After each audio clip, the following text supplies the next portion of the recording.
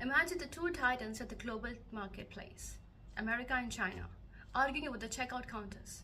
Both wanted to be the biggest and the smartest shopper on earth.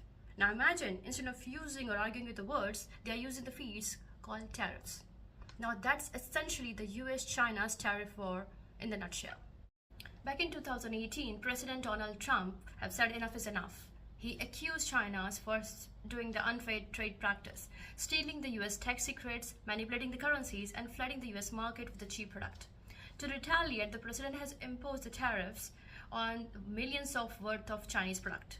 China is not the one to back down. It's fire back with its own tariff on the US products like the soybeans, car, and whiskey. It didn't stop at one round. The US eventually imposed the tariffs on $360 billion worth of the Chinese product. The China answered back with the tariff on $110 billion worth of the American exports. So now, from the electronics to machinery to clothing and the food, everything felt a pinch. Farmer were hit especially more, since the China is a major buyer of the soybean and pork from America. It wasn't the two giants throwing the punches over each other. It has hit the entire global economies. The companies were scrambled to reroute for the supply chains, the stock market jitters. Consumers were facing the price hike, maybe buying for the furnitures, sneakers, or even washing machine.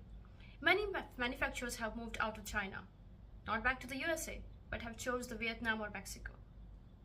Now, this is not only about the money. That fight has a deeper tension. The US wanted to curb the China's rising superpowers and also punish it for the intellectual property theft, while the China is determined not to be bullied or reshaped by the US. In January 2020, a temporary peace came as a Phase 1 trade deal. The China agrees to buy more of American goods, like agricultural products and energy. And US also reduces the tariffs, but mostly stayed.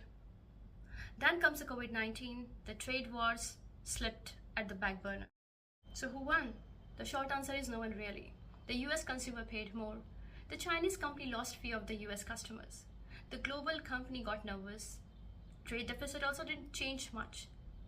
The underlying issues like fair plays, tech stealings, and the global influence still remain unresolved.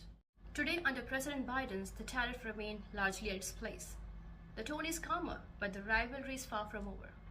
As the world watches now, the electric cars, AI chips, and green energy, technology become the next battleground.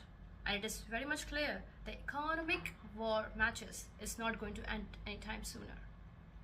So next time you buy the tractors or the phone, remember it just carries the price tag of the global power struggle.